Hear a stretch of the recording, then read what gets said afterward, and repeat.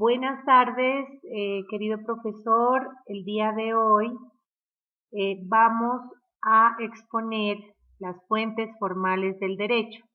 Los integrantes de este grupo son Catherine Burgos Bastidas, quien le habla, Giovanni Erazo, Cristian López, Carlos Gualpa. Bueno, iniciamos sabiendo cuáles son las fuentes del derecho. Las fuentes formales de derecho son 5: la ley, la costumbre, jurisprudencia, actos jurídicos y tratados internacionales. Sabemos que las fuentes del derecho son la base de la justicia y el orden, guiándonos hacia una convivencia equitativa y responsable. Iniciamos con la más importante de las fuentes formales, que es la ley. Es muy importante en el sentido filosófico. La ley se considera un acto de la razón, en orden al bien común. De acuerdo al sentido jurídico, se llaman normas de carácter general. Continuamos con la formación de las leyes.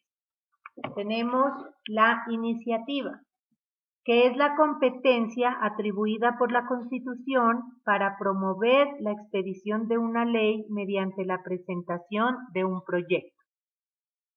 Segundo, la discusión.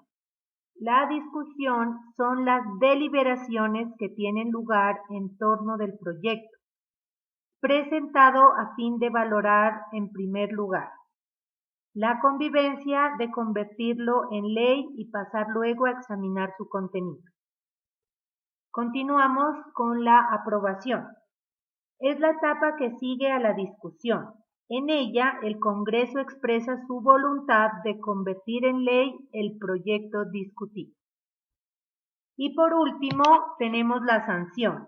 Es la última de las formalidades y en Colombia corresponde al gobierno. En esta fuente, algo muy importante es el conocimiento de la ley. Existe el principio legal del que el desconocimiento de la ley no te exime de culpa. ¿Qué significa esto?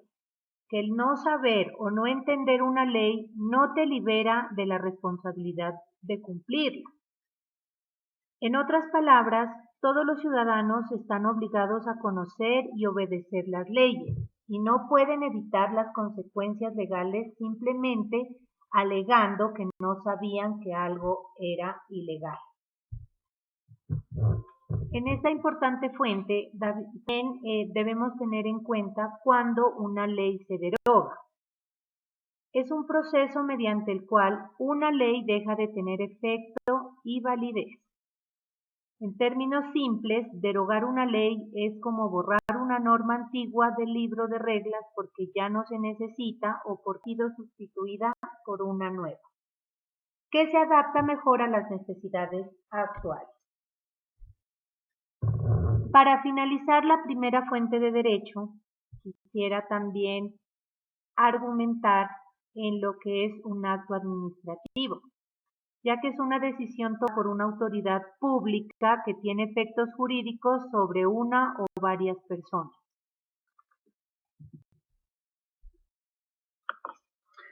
Julián, muy buenas tardes. Hago parte del grupo del trabajo que estamos presentando.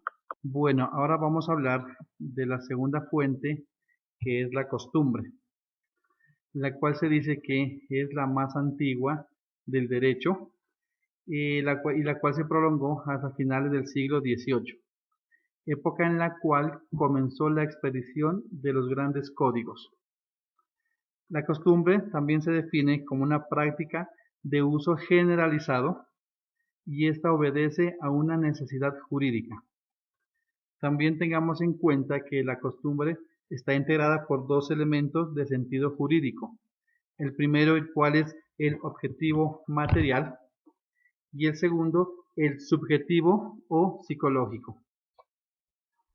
Tengamos claro que la costumbre y los usos sociales son de uso continuo dentro de una comunidad, la cual más sin embargo se diferencia, ya que mientras la costumbre jurídica fueron para satisfacer necesidad social, los usos sociales obedecen a otras razones como tal. Ahora hablemos de los valores de la costumbre en las diferentes ramas del derecho. Según las ramas del derecho, tiene un valor diferente. En países de ordenamiento jurídico se inspiran en el derecho romano y de un derecho escrito en códigos, como el valor de la costumbre es nulo en las diversas ramas del derecho público, como lo es en el derecho constitucional, administrativo y procesal. Por lo tanto, estos códigos no dejan espacio a las costumbres. También tenemos tres clases de costumbres. La primera es la costumbre opuesta a la ley. Esta costumbre carece de valor, no tiene competencia para derogar leyes, excepto en algunos países de derecho escrito.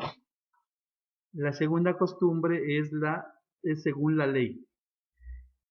Esta segunda costumbre, a diferencia de la primera, se le hace valor donde la misma ley busca la manera.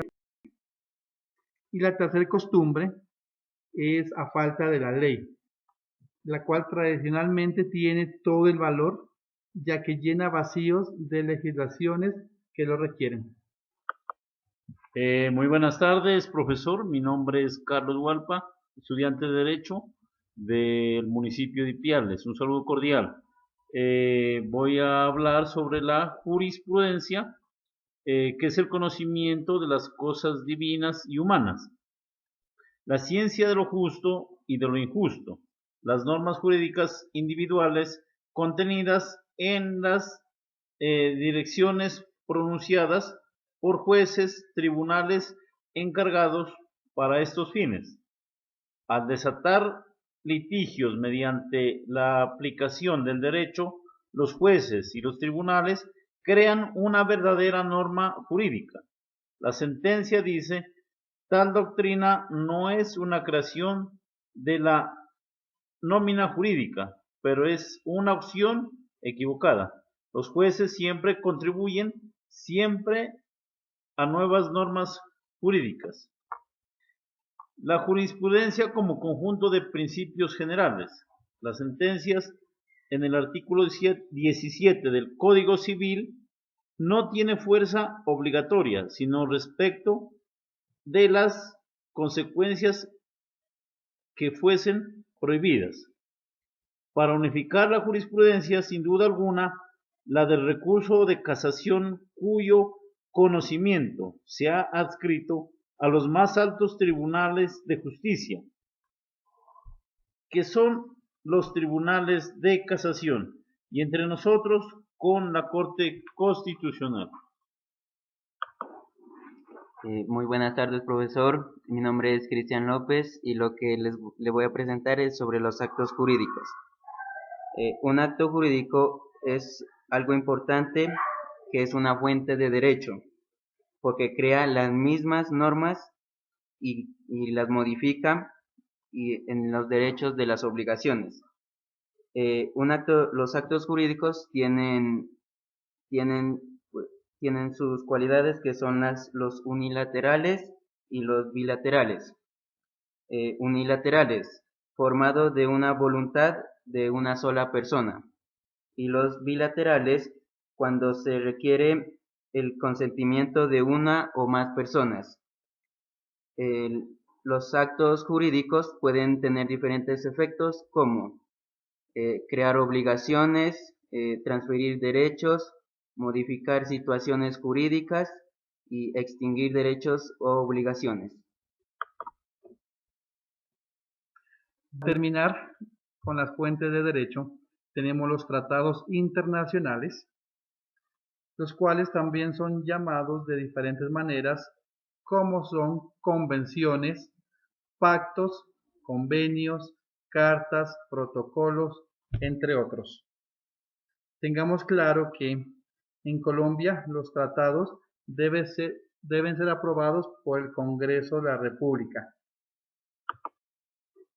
Continuando con nuestra presentación, el compañero Carlos nos va a argumentar sobre el ordenamiento jurídico positivo. El ordenamiento jurídico positivo son normas coherentes o armónicas que entre sí forman un sistema unitario. Debemos estudiar las normas para así poder jerarquizar cuáles son las superiores y cuáles son las inferiores. La jerarquía de las normas jurídicas, para estudiar la jerarquía de las normas jurídicas, debemos saber cuál es el poder supremo. Por consiguiente, la norma fundamental del Estado es la Constitución, que estará en la cabeza de la jerarquía. La jerarquía de las normas jurídicas en Colombia son para responder y tener en cuenta a todos los poderes o autoridades creados entre nosotros. Tenemos que comenzar por el poder constituyente, al cual compete expedir la Constitución y desde luego los actos que le reforman o adicionan, que estará a cargo de la Corte Suprema.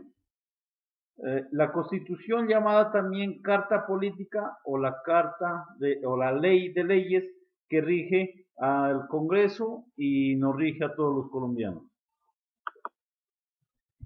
Bueno, siguiendo con la presentación, le voy a hablar sobre la teoría de la norma fundamental según la ciencia jurídica.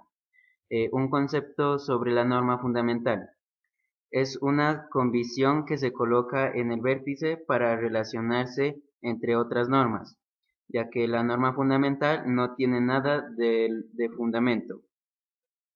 Un concepto de ciencia jurídica. Apta en resolver problemas, ya que un problema se lo puede resolver basándose en la filosofía del derecho, ya que es una partida convencional. Y terminando con la teoría de la norma fundamental, se agrega una filosofía jurídica, que la filosofía jurídica nos da tres respuestas. La primera, una respuesta teológica. La segunda, una solución ius naturalista. Y la tercera, una solución de contrato social. La primera, una respuesta teológica, que da un conocimiento de que el poder viene de Dios.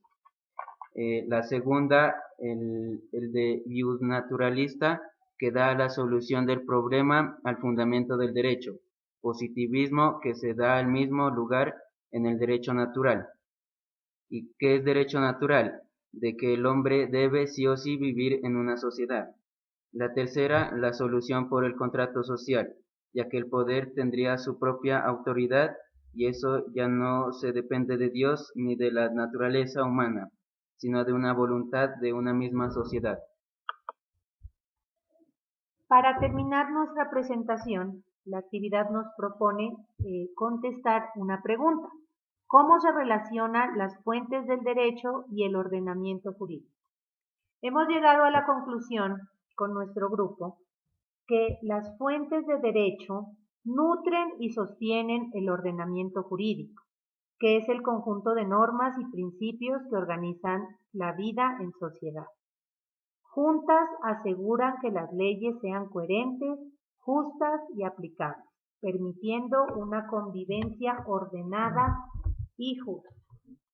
Con esto damos por finalizada nuestra presentación. Espero cumpla con todas sus expectativas, profesor.